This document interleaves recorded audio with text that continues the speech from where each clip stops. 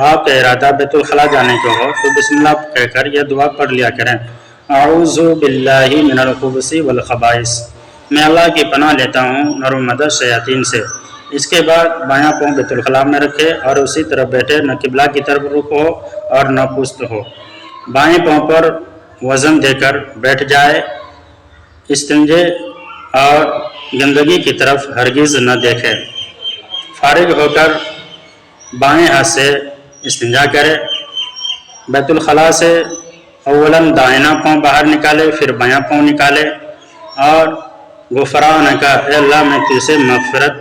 چاہتا ہوں، اے اللہ میں تجھ سے مغفرت کا سوال کرتا ہوں، اور یہ دعا پڑھیں، الحمدللہ الذی اذھب عن العزا وعافانی، تعریفیں اللہ کے لیے ہیں جس نے مجھ سے دور کر دیا گندگی کو